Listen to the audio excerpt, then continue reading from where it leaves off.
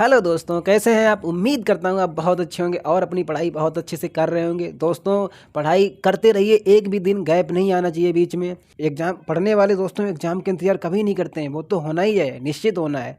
दोस्तों देखिए दोस्तों, आईटी एक्ट 2000 ये तो सभी को पता है कि IT act information technology act 2000 में आया था। नो डाउट ये सभी को पता होगा लगभग में, और सभी इसको बस इतना ही जानते हैं कि आईटी एक्ट 2000 कब आया था। क्या इसमें दोस्तों जो प्रावधान किए गए, जो उसमें धाराएं हैं, वो आपको मालूम है। तो दोस्तों आजकल क्या है, आजकल दोस्तों सब कुछ तो ऑनलाइन है। और आप भी जब बीपीओ बनोगे दोस्तों, तो ग्रामीण क्षेत्र में जाओगे, कहीं भी जाओगे, आपकी ड्यूटी तो दोस्तों सारा काम तो कहीं ना कहीं आपको ऑनलाइन करना पड़ेगा। तो ठीक है, और ऑनलाइन सब कुछ होता जा रहा है, चाहे पंचायतें ले लो, किसी में ले लो दोस्तों, सारा काम ऑनलाइन ही होता है। तो दोस्तों आपको ना ये इंपॉर्टेंट धाराएं मालूम होनी चाहिए। दोस्तों शायद ही है कोई टीचर आपको ना आईटी एक्ट में धाराएं बताए और ये धाराएं पढ़ाए, क्योंकि दोस्तों कोई नहीं पढ़ाने वाला। और अगर दोस्तों एग्जामिनर थोड़ा भी घूम गया ना दोस्तों, जैसे अभी पेट का बुरा हाल किया उसने, अगर ऐसा कुछ उसका दिमाग में चल गया, देखिए दोस्तों सूचना प्रौद्योगिकी से जो करंट अफेयर बनेगी वो तो बनेगी, मगर उसने दोस्तों अगर ये धाराएं बूझ ली फिर क्या करोगे। फिर तो यही टीचर कहेंगे ना, किसी का नहीं फंसा तो आपका भी नहीं फंसा। इसमें क्या हो गया, आपको ये ना सुनना पड़े किसी का नहीं फंसा, आपका फंसना चाहिए दोस्तों पेपर। ठीक है, क्योंकि पेपर एक बार देना मिलता है,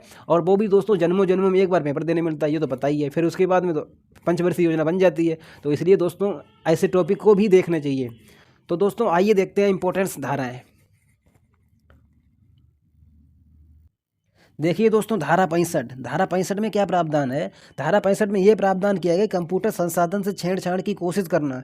ठीक है दोस्तों, कंप्यूटर संसाधन से छेड़छाड़ की कोशिश करना, क्योंकि बीपीओ बनो, क्योंकि दोस्तों कार्यालय हो चाहे कहीं भी हो दोस्तों, ठीक है, कंप्यूटर का काम हर जगह है दोस्तों। तो आपको ये धाराएं पता होनी चाहिए दोस्तों। ठीक है, तो 65 में धारा में क्या प्रावधान किया दोस्तों, कंप्यूटर संसाधन से छेड़छाड़ की कोशिश करना। अगर आपके कंप्यूटर संसाधन से कोई छेड़छाड़ की कोशिश करता है तो उसके लिए धारा 65 में प्रावधान किया गया। अब देखिए दोस्तों, धारा नंबर 66 क्या कहती है। धारा 66 में क्या प्रावधान किया गया, तो धारा 66 में प्रावधान किया गया है कि कंप्यूटर में संग्रहित डेटा के साथ, क्या दोस्तों, कंप्यूटर में संग्रहित डेटा के साथ छेड़छाड़ कर उसे हैक करने की कोशिश करना।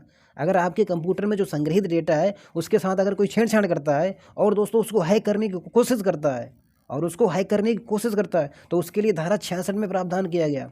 इसमें दोस्तों धारा 66 में प्रावधान किया गया। एक बार फिर देखिए दोस्तों, धारा 66 में क्या प्रावधान है कि कंप्यूटर में संग्रहित डेटा के साथ छेड़छाड़ कर उसे हैक करने की कोशिश करना, धारा 66 में प्रावधान किया गया दोस्तों, याद रखना।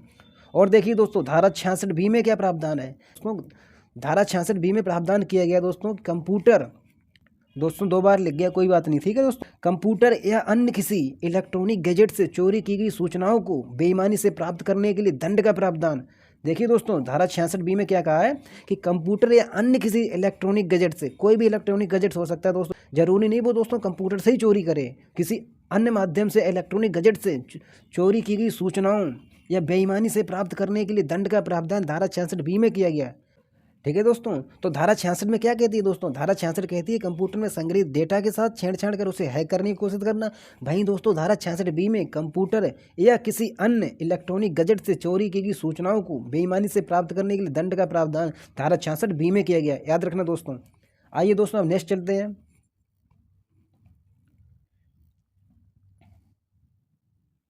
देखिए दोस्तों, धारा 66 सी में क्या प्रावधान किया गया, तो दोस्तों धारा 66 सी में प्रावधान किया है किसी की पहचान चोरी करने के लिए दंड का प्रावधान। अगर दोस्तों कोई किसी की पहचान चोरी करता ना तो उसके लिए दंड का प्रावधान धारा 66 सी में किया गया। तो दोस्तों आपको याद रखना है कि धारा 66 सी में किसी की पहचान चोरी करना, किसी की भी पहचान दोस्तों कोई चोरी करता है उसके लिए धारा 66 सी में प्रावधान है। देखिए दोस्तों, धारा 66 डी में क्या प्रावधान है, धारा 66 डी में प्रावधान है कि अपनी पहचान छुपाकर क्या करता है दोस्तों, अगर कोई व्यक्ति है जो अपनी पहचान छुपाकर कंप्यूटर संसाधन या किसी संचार युक्ति की मदद से छल करने के लिए दंड का प्रावधान। अगर कोई व्यक्ति ऐसा है जो अपनी पहचान छुपाता है और कंप्यूटर संसाधन या किसी संचार युक्ति की मदद से, ठीक है दोस्तों, आपके साथ छल करता है, ऐसा ऐसा अगर कोई व्यक्ति करता है तो उसके लिए दोस्तों धारा 66 डी में प्रावधान किया गया आईटी एक्ट 2000 के तहत, याद रखना दोस्तों। ठीक, और देखिए दोस्तों प्यारी प्यारी धारा 66 ई में क्या प्रावधान है। धारा 66 ई में प्रावधान किया गया दोस्तों कि किसी की एकांतता के अतिक्रमण भंग करने के लिए दंड का प्रावधान। अगर कोई किसी की एकांतता दोस्तों भंग करता है, उसके अतिक्रमण भंग करता है, तो उसके लिए दंड का प्रावधान धारा 66 ई में किया गया दोस्तों, आपको याद रखना है दोस्तों। एक बार दोस्तों फिर देखिए, धारा 66 सी में प्रावधान है किसी की पहचान चोरी करने के लिए दंड का प्रावधान। अगर कोई किसी की पहचान चोरी करता है उसके लिए दोस्तों धारा 66 सी में प्रावधान किया गया। वहीं दोस्तों धारा 66 डी में प्रावधान है कि अपनी पहचान छुपाकर, ठीक है दोस्तों, यहाँ पे है दोस्तों अपनी पहचान छुपाकर कंप्यूटर संसाधन या किसी संचार युक्ति की मदद से छल करने के लिए दंड का प्रावधान धारा 66 डी में किया गया। और देखिए दोस्तों धारा 66 ई क्या कहती है, धारा 66 ई कहती है दोस्तों किसी की एकांतता के अतिक्रमण भंग करने के लिए दंड का प्रावधान धारा 66 ई में प्रावधान किया गया। धारा 66 ई में प्रावधान है दोस्तों, याद रखना। आइए दोस्तों अब नेक्स्ट धारा पर चलते हैं।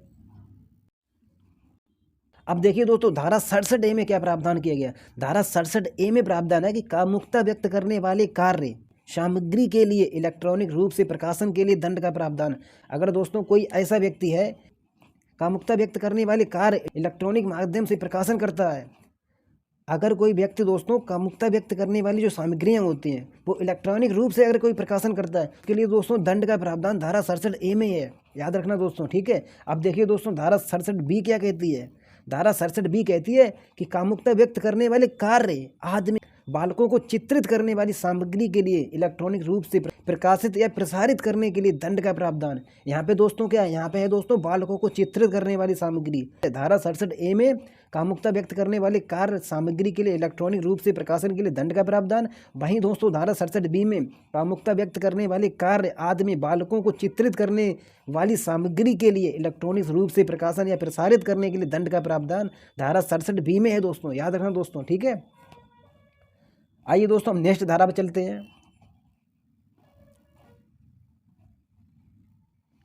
देखिए दोस्तों धारा 67 सी में प्रावधान है कि मध्यवर्ती द्वारा सूचनाओं को बाधित करने या रोकने के लिए दंड का प्रावधान।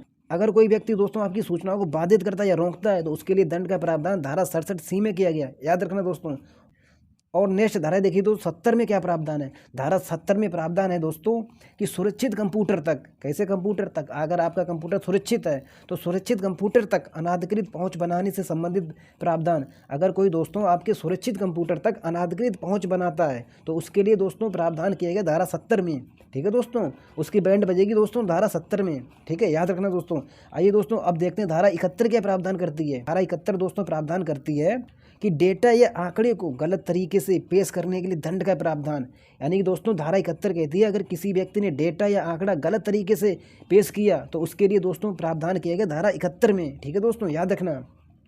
एक बार दोस्तों फिर देखिए धारा 67 सी में प्रावधान है दोस्तों मध्यवर्ती द्वारा सूचनाओं को बाधित करने या रोकने के लिए दंड का प्रावधान धारा 67 सी में है।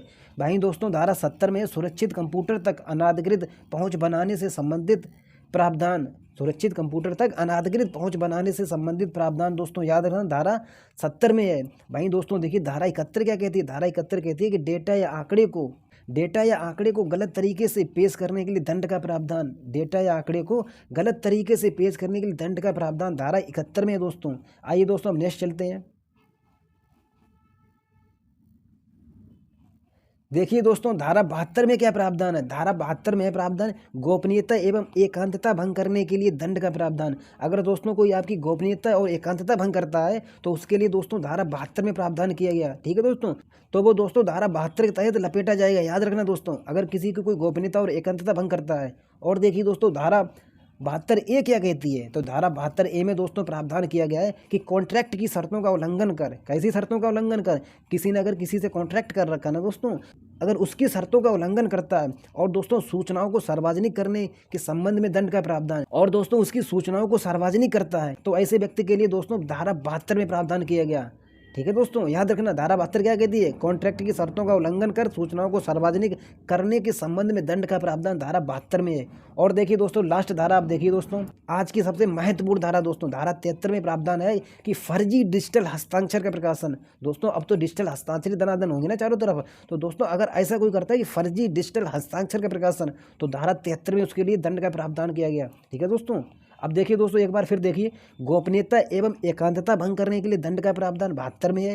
वहीं दोस्तों कॉन्ट्रैक्ट की शर्तों का उल्लंघन कर सूचनाओं को सार्वजनिक करने के लिए संबंध में दंड का प्रावधान धारा 72 में है। और धारा 73 में दोस्तों क्या है, धारा 73 में है दोस्तों कि फर्जी डिजिटल हस्ताक्षर का प्रकाशन, फर्जी डिजिटल हस्ताक्षर का प्रकाशन धारा 73 में, याद रखना दोस्तों, ये बहुत इंपॉर्टेंट धारा है, बस इतनी धाराएं याद कर लो, क्या दिक्कत है। तो इंपॉर्टेंट इसलिए है कि आप कार्य करोगे, कंप्यूटर पे कार्य करो, सारा कुछ काम आज तो ऑनलाइन है, जब सारा कुछ काम ऑनलाइन है तो आपको ये पता होनी चाहिए, और फिर आप अधिकारी भी बनोगे, तो अधिकारी को ये नहीं पता होंगी दोस्तों, फिर किसको पता होंगी दोस्तों। तो इसलिए आपको ये धाराएं पता होनी चाहिए। तो आपको एक बात और बताना चाहूँगा दोस्तों, सभी चैप्टर से आपको 100 क्वेश्चन की प्रैक्टिस कराई गई है दोस्तों। आप उन वीडियो को जरूर देखिएगा दोस्तों, आपको एग्जाम में जरूर लाभ मिलेगा दोस्तों।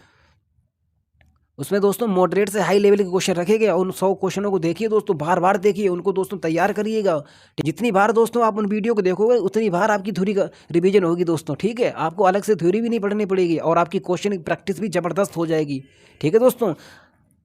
तो मिलते हैं नेक्स्ट वीडियो में। जय हिंद, जय भारत।